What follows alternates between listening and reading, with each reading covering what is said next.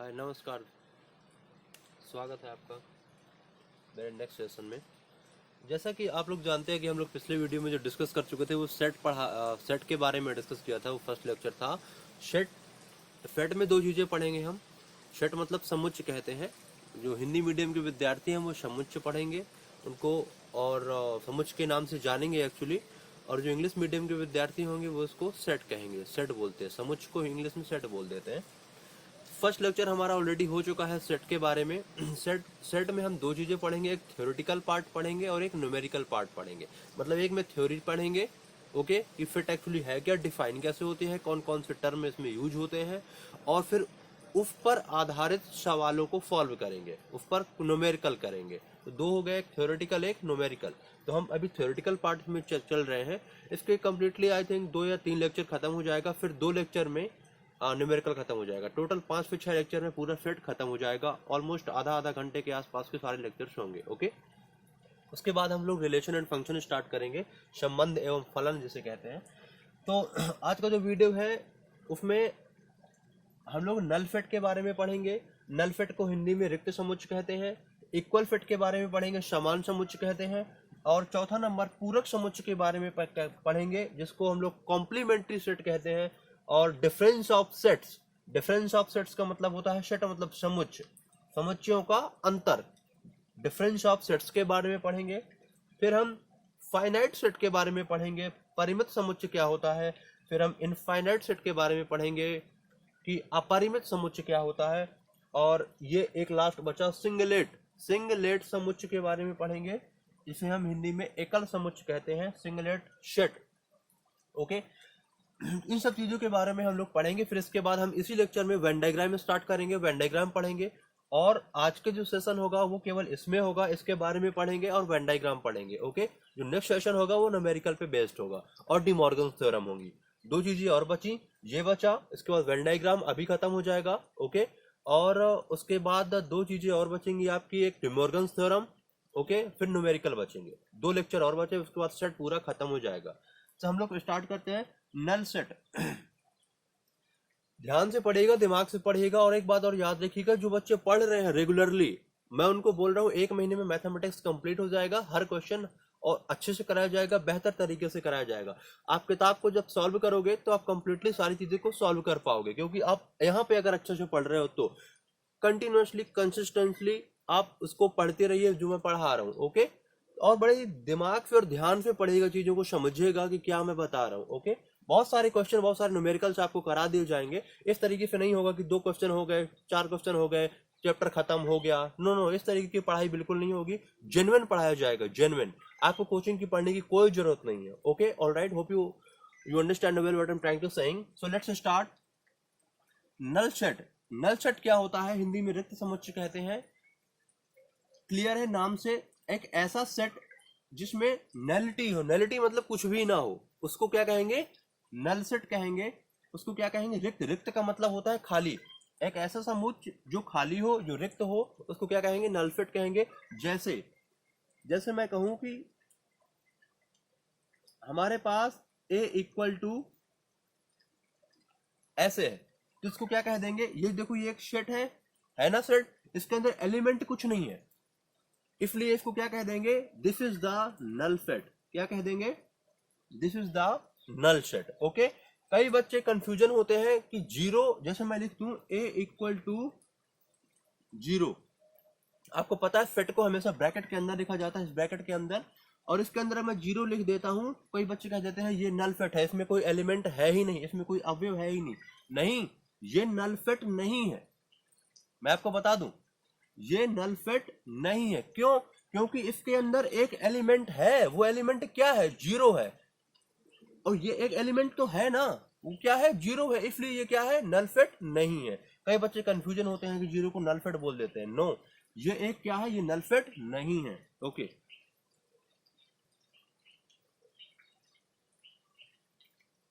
अगर मैं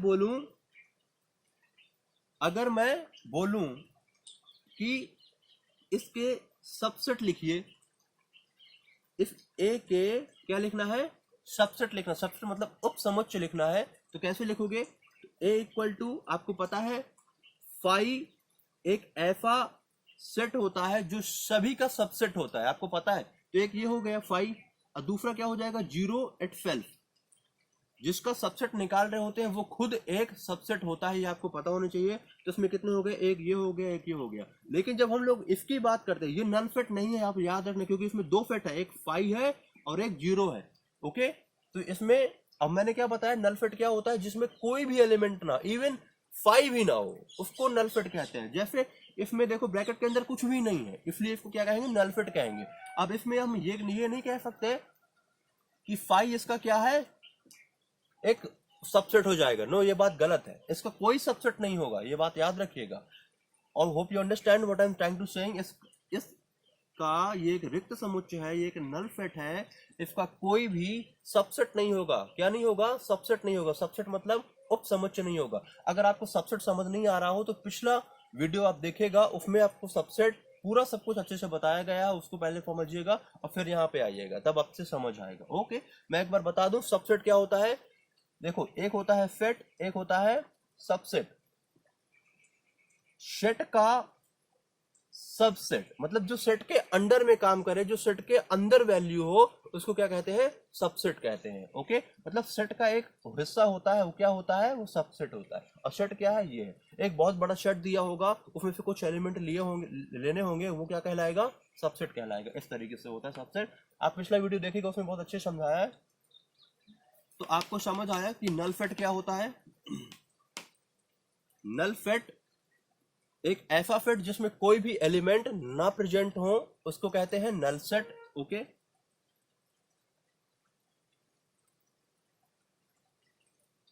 अब मैं इसी पे मैं सिंगलेट की बात कर लेता हूं। किसकी बात करते हैं, सिंगलेट सेट की। एकल समुच्चय जिसे कहते हैं। एकल समुच्चय क्या है, मैं इसकी बात करने जा रहा हूं, एकल समुच्चय की। एक ऐसा सेट जिसमें एक एलिमेंट हो, उसको एकल समुच्चय कहते हैं। अब देखो, इसमें 0 है ना, तो 0 एक एलिमेंट है। ओके, इसलिए क्या कहेंगे, ए यहाँ पे सिंगलेट सेट है। सिंगलेट मतलब एकल समुच्चय है। आप दूसरा एग्जाम्पल ले लो 1, ये भी एक एकल समुच्चय है। आप कोई तीसरा एग्जाम्पल ले लो, मान लो कोई है जेड बराबर, जेड तो एक जस्ट नाम है, नाम से कोई फर्क नहीं पड़ता, ए नाम दे दो, बी दे दो, सी दे दो, इससे कोई फर्क नहीं पड़ता, वो तो एक सेट का नाम है। मैंने मान लो यहाँ पे दिया 100, तो 100, या देखो इस सेट के अंदर कितने एलिमेंट है, एक एलिमेंट है ना, एक एलिमेंट। और एकल समुच्चय की परिभाषा भी यही होती है कि एक एलिमेंट प्रेजेंट हो, उसको क्या कहेंगे, एकल समुच्चय कहेंगे। तो ये जो जेड हो जाएगा, जेड क्या हो जाएगा, एकल समुच्चय हो जाएगा। अगर इसके सबसेट लिखने होंगे, अगर कह देगा कि जेड के सबसेट लिखो, मतलब उप समुच्चय लिखो, तो क्या होंगे, जेड सबसेट ऑफ जेड, सब सेट मतलब सबसेट ऑफ जेड, जेड के उप समुच्चय, इसको हिंदी में उप समुच्चय कहते हैं। उप समुच्चय क्या हो जाएंगे, एक हो जाएगा 5 तो सबका होता है, और दूसरा हो जाएगा 100 खुद। दो हो गए, ये हो गया सबसेट, ये हो गया सेट, और सेट हो गया, ये क्या हो गया, सेट, और ये क्या हो गया, सबसेट हो गया। Okay, hope you understand, clear होगा। नल सेट पता चला और सिंगलेट सेट पता चला, मतलब आपको रिक्त समुच्चय के बारे में पता चला और एकल समुच्चय के बारे में पता चल गया। जिसमें कोई भी एलिमेंट प्रेजेंट ना हो, उसको रिक्त समुच्चय कहते हैं, और जिसमें एक एलिमेंट प्रेजेंट हो, उसको क्या कहते हैं, एकल समुच्चय कहते हैं, उसको सिंगलेट सेट कहते हैं। अब बात आती है इक्वल सेट की। इक्वल सेट का मतलब होता है समान समुच्चय। जैसे मेरे पास कोई एक सेट है इक्वल टू 1 2 3। ओके, अब मेरे पास बी में कोई दूसरा सेट ले लूं 1 2 3। आप देख रहे हो मैंने दो सेट लिए, एक लिया ए इक्वल टू 1 2 3, ये एक सेट है। दूसरा सेट लिया मैंने 1 2 3, उसका नाम मैंने बी दिया। हमारे पास दो सेट है, एक सेट ए एक सेट बी। आप देख रहे हो सेट ए के जो एलिमेंट है वही एलिमेंट सेट बी के हैं, इसलिए यहाँ पे कह देंगे ए और बी बराबर हैं, क्योंकि देखो 1 2 3 इधर भी है, 1 2 3 इधर भी है, ये क्या हो जाएंगे, समान समुच्चय हो जाएंगे, इक्वल सेट हो जाएंगे। ऑर्डर चेंज हो जाए तब भी आप इसको कहोगे, अगर यहाँ पे 3 2 1 लिख जाए तब भी ए और बी क्या होंगे, इक्वल सेट होंगे। ओके, सो ये खत्म हो गया। अब हम बात करते हैं तीसरे की, समुच्चयों का अंतर, जिसे डिफरेंस ऑफ सेट्स कहते हैं। क्या होता है डिफरेंस ऑफ सेट्स, जैसे नाम से क्लियर है, कोई सेट्स होंगे, कोई दो सेट होंगे आपके पास, उनका क्या निकालना होगा, अंतर निकालना होगा। ओके, कैसे निकालोगे आप इसको एग्जांपल्स के तौर पे देखो। आपके पास कोई सेट ए दिया हुआ है जिसके एलिमेंट है 1 2 3 4। ओके, कोई सेट बी दिया हुआ है, एलिमेंट है 2 3। कह दिया जाए a माइनस बी निकालो। You have to find the value of a minus B. तो कैसे फाइंड आउट करोगे, आपको पता है क्या है, ये ए और बी दो सेट है, इसमें क्या निकालना है, डिफरेंस। डिफरेंस मतलब ये अंतर निकालना है। तो कैसे निकालोगे, इसका मतलब क्या है, ए में से बी को क्या कर रहे हो, घटा रहे हो, है ना। उसके जो एलिमेंट है उनको क्या कर दोगे, घटा दोगे। तो ए क्या है, ए में से घटाना है ना, तो ए क्या है, ये है। किसको घटाना है, बी को। बी क्या है, 2 3 है, तो इससे 2 हट जाएगा, 3 हट जाएगा, क्या क्या बचेगा, 1 बचेगा और 4 बचेगा। तो यहाँ पे आप लिख दो 1 2 3 4 माइनस 2,3। तो ओवरऑल क्या लिखोगे, ए माइनस बी बराबर क्या बचेगा, 2 3 हट जाएगा तो ये कैंसिल, तो 1,4 बच जाएगा। ये आपका फाइनल आंसर हो जाएगा। इस तरीके से डिफरेंस ऑफ सेट्स निकाल लेते हैं। अब आती है बात फाइनाइट सेट की। फाइनाइट सेट क्या होता है, एक ऐसा सेट जिसमें एलिमेंट का जो नंबर है वो फाइनाइट हो। फाइनाइट मतलब जैसे मैंने क्या बोला, मैंने बोला एक ऐसा सेट जिसमें एलिमेंट का नंबर फाइनाइट हो। जैसे 1 2 3 4 5 6 यहां तक दिया हुआ है। ओके, अब आपको पता है इसमें कितने एलिमेंट है, 3 3 6, कितने हैं, 6। अब आप पता है ये 6, अब 6 क्या है, 6 एक फाइनाइट नंबर होता है ना, इसीलिए क्योंकि इसमें फाइनाइट नंबर ऑफ एलिमेंट है, इसलिए ये जो सेट होता है पूरा, ये जो सेट ए है ये क्या हो जाएगा, फाइनाइट सेट हो जाएगा। ये ए फाइनाइट सेट होगा, क्यों, क्योंकि इस सेट ए में फाइनाइट नंबर ऑफ एलिमेंट है। मतलब ये हुआ कि ये जो एक समुच्चय ए दिया हुआ है, इस समुच्चय में जो अवयवों की संख्या है वो कैसी है, वो सीमित है। क्या है, परिमित है, सीमित है, परिमित है। इसलिए ये समुच्चय क्या हो जाएगा, परिमित समुच्चय हो जाएगा। परिमित समुच्चय को फाइनाइट सेट कहते हैं। इसी तरीके से अगर जिसमें अवयवों की संख्या परिमित ना हो, मतलब अनंत तक हो, जैसे 1 2 3 4 5 6 dot dot dot dot dot dot ऐसे चलता चला जाता है। ओके, तो अब हमें तो नहीं पता ना कहां तक गया, तो ये कहां तक गया, अनंत तक गया, इनफाइनाइट तक गया। अनंत को इनफाइनाइट बोलते हैं, इनफाइनाइट तक गया। अगर अनंत तक गया मतलब क्या हो गया, अपरिमित हो गया, बहुत दूर जा रहा है। ये परिमित नहीं है क्योंकि इसमें जो एलिमेंट है वो क्या है, इनफाइनाइट है। तो इसको बोलेंगे इनफाइनाइट सेट। क्या बोलेंगे, इनफाइनाइट सेट। ओके, क्या बोलेंगे, इनफाइनाइट सेट बोलेंगे। हिंदी में इसको अपरिमित समुच्चय कहते हैं। ओके, अब क्या बात आता है, पूरक समुच्चय की बात आती है। अब हम पूरक समुच्चय के बारे में थोड़ी स्टडी करेंगे। जहां पे वीडियो समझ ना आए आप उसको दोबारा से देख सकते हो। ओके, पूरक समुच्चय, इंग्लिश में इसको कॉम्प्लीमेंट्री बोलते हैं, कॉम्प्लीमेंट्री सेट्स।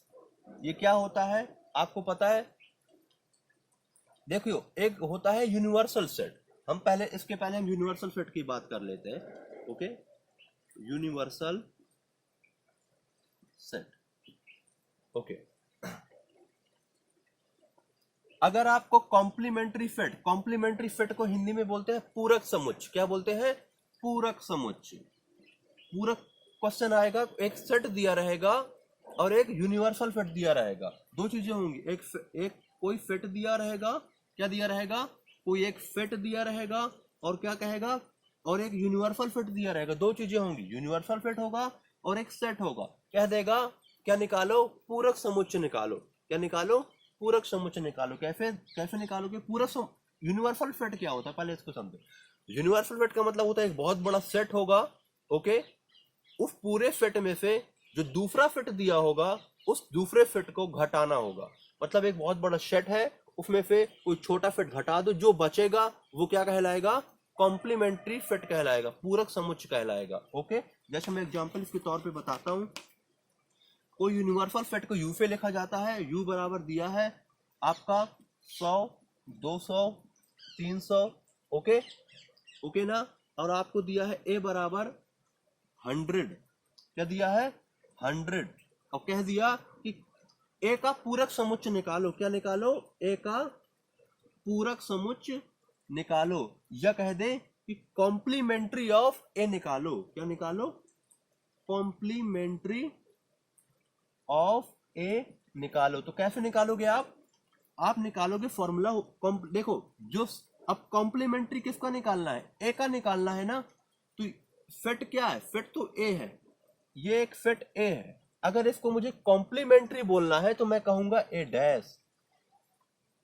कॉम्प्लीमेंट्री किसका? सेट ए का। इसको बोलेंगे कॉम्प्लीमेंट्री किसका? सेट ए का।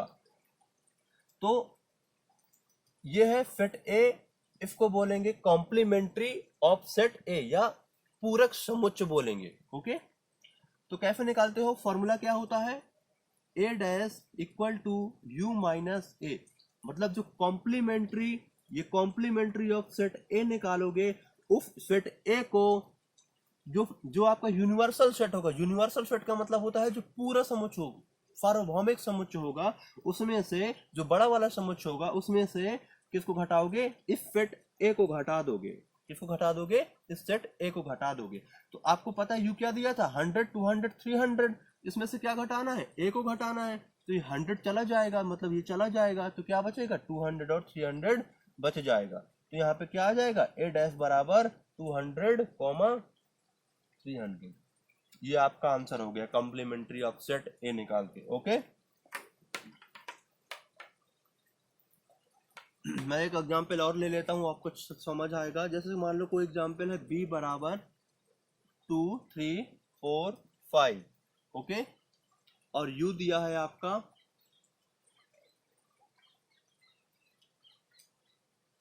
1, 2 और 3, ऐसे दिया हुआ। ठीक है, आपको निकालना है बी डैश। बी डैश का मतलब होता है बी का पूरक समुच्चय निकालो या कॉम्प्लीमेंट्री ऑफ बी निकालो। सूत्र लगा दो, B dash equal to U minus B. जिसका कॉम्प्लीमेंट्री निकालते हो यूनिवर्सल सेट में उसको घटाना पड़ता है, जिसका कॉम्प्लीमेंट्री सेट निकालते हो उसको यू में घटाना पड़ता है। यू मतलब यूनिवर्सल सेट में घटाना पड़ता है। यू क्या है? ये है। बी क्या है? ये है।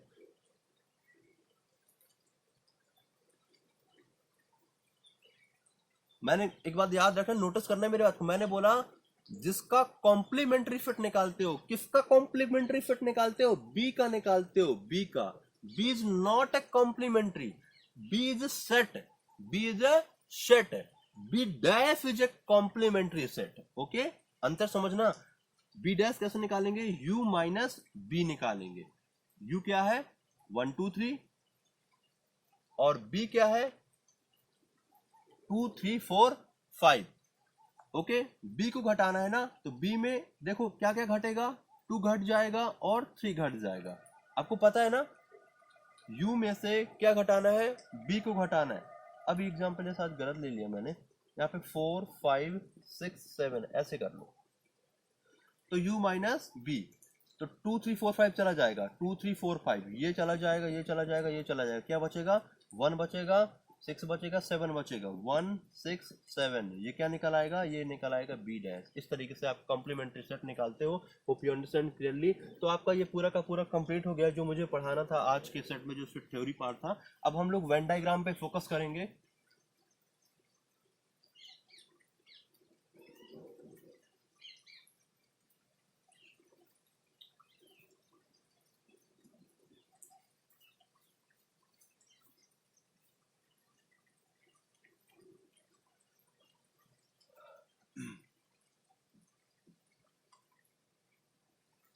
वैन डायग्राम को हिंदी में वैन आरेख बोलते हैं। इसको वैन को वैन ही बोलते हैं, वैन आरेख हो जाता है। ओके, वैन डायग्राम बहुत इंपॉर्टेंट है। क्वेश्चन एग्जाम में इससे क्वेश्चन आते हैं, लेकिन सिंपल बहुत है। मैं बता देता हूँ आपको कैसे करते हैं वैन डायग्राम से। ओके, आपको एक बहुत बड़ा सेट दिया होगा। ओके, जैसे मान लो